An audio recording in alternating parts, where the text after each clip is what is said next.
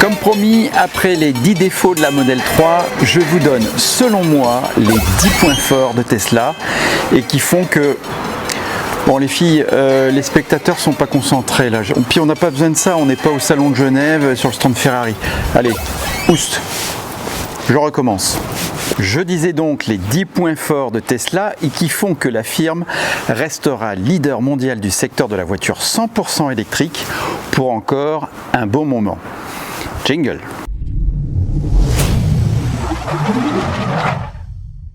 Avant de commencer, je tiens à signaler que cette vidéo n'est pas sponsorisée par Tesla. Je tiens à indiquer également que les 10 points forts n'engagent que moi. Alors, merci de votre indulgence et de permettre la liberté d'expression.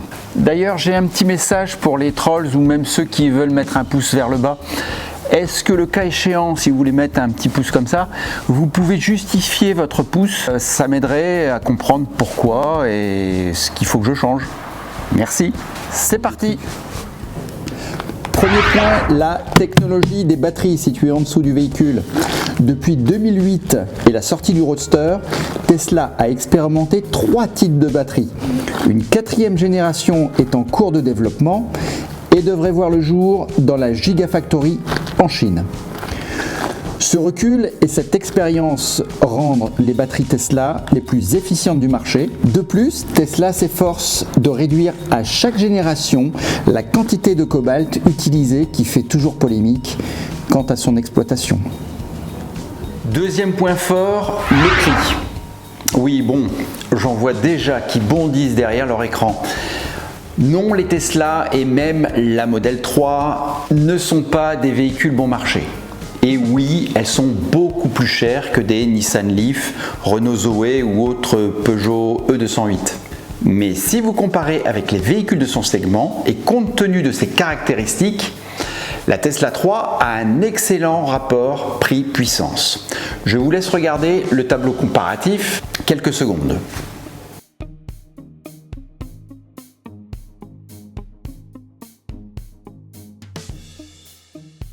Oui, bon, ce tableau est un comparatif avec la Model 3, mais je vous le rappelle, la Model 3 est le fer de lance de la marque. Et d'ailleurs, il y a fort à parier que si je fais le même tableau avec le Model Y, avec les véhicules concurrents, on arrive aux mêmes conclusions. Le réseau de superchargeurs, c'est indéniable. Le déploiement de ces plus de 1800 stations dans le monde, qui augmente chaque jour, permet à la marque de séduire les plus grands rouleurs. On traverse les frontières sans se soucier de la panne sèche. Ça se dit ça pour un véhicule électrique? 4e point fort, la vitesse des recharges. La version 2 actuelle charge entre 120 et 145 kWh, soit une recharge avec des pics à près de 1000 km/h. La version 3 des superchargeurs, déjà en cours de déploiement, permet de rejoindre le réseau Ionity en performance avec une vitesse de 250 kWh, soit une recharge maximale de 1600 km en 1 heure. Le prix des recharges en numéro 5. On vient de l'évoquer, le réseau de charge est le plus important au monde. Mais qu'en est-il du prix ? Actuellement, une recharge en superchargeur coûte 24 centimes le kilowattheure, soit un plein de ma Model 3 Long Range à 18 €. Ionity, quant à lui, facture désormais 65 centimes du kilowattheure pour toutes les marques qui n'ont pas participé au déploiement de son réseau. Les Zoé, Kia Niro, Nissan Leaf et Tesla bien entendu, et les autres. Pour BMW ou Volkswagen, en revanche, le tarif serait aux alentours de 30 centimes du kilomètre. Et on ignore encore s'il faudra souscrire un abonnement. 30 centimes, c'est tout de même 20% plus cher que les 24 facturés par Tesla. Là encore, c'est une réelle économie. Point numéro 6, le confort de recharge. Que ce soit chez vous ou au superchargeur, l'ouverture de la trappe se fait grâce à un bouton qui communique avec votre voiture. Le branchement est rapide et sans réelle contrainte.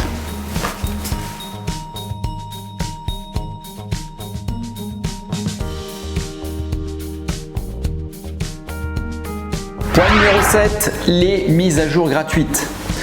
Je me souviens d'une époque où le GPS de ma voiture pouvait se mettre à jour par CD-ROM, moyennant quelques centaines d'euros. Avec Tesla, votre cartographie se met à jour gratuitement et en Wi-Fi. Un simple clic suffit pour lancer la mise à jour. Je parle de cartographie, mais c'est aussi valable pour l'autopilote, les menus, les améliorations à la conduite, les divertissements. En numéro 8, l'avance technologique des moteurs. Pour cela, je vous mets un lien dans la description ou ici de la chaîne Choucroute Garage qui vous expliquera mieux que moi les technologies employées. En résumé, dans une dual motor se combinent deux technologies, une à aimant permanent à l'arrière et une à induction à l'avant. Chacune des deux ont leurs avantages et inconvénients selon l'allure du véhicule. Tesla parvient à faire une alchimie des deux pour tenter de parfaire le rendement de chaque watt consommé. Numéro 9, le parrainage. Oui, connaissez-vous des constructeurs qui vous offrent 1500 km de recharge ou plutôt 372 kWh à chaque fois que vous parrainez quelqu'un? Si oui, je veux bien que vous m'en citiez en commentaire. Pourquoi je dis 372 kWh au lieu de 1500 km?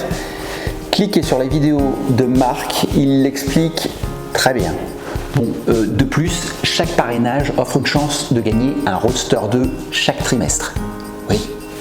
Encore une fois, que les choses soient claires, je ne suis aucunement sponsorisé par Tesla. Mais si je vous ai convaincu de faire le pas, vous pouvez utiliser mon code parrainage qui s'affiche ou cliquer sur le lien dans la description. Imaginez.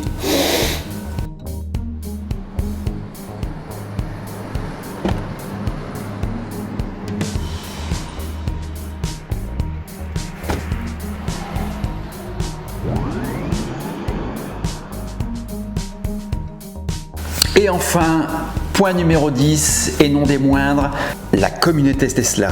Tels des bikers en Harley Davidson à Sturgis ou tels des tifosi fans de cheval cabré, la marque Tesla a ses passionnés. À chaque recharge a un superchargeur, les échanges sont sympathiques et prolifiques. À chaque rassemblement organisé, la bonne humeur est de mise.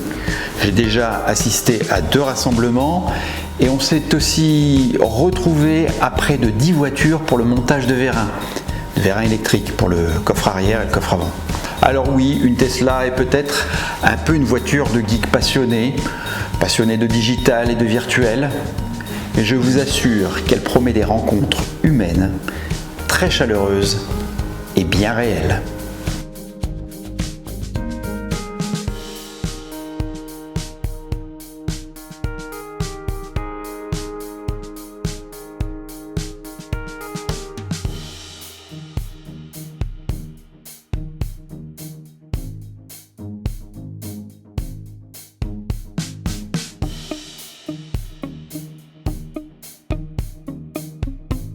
Cette vidéo touche à sa fin. Si elle t'a plu, un petit pouce bleu fait pas de mal.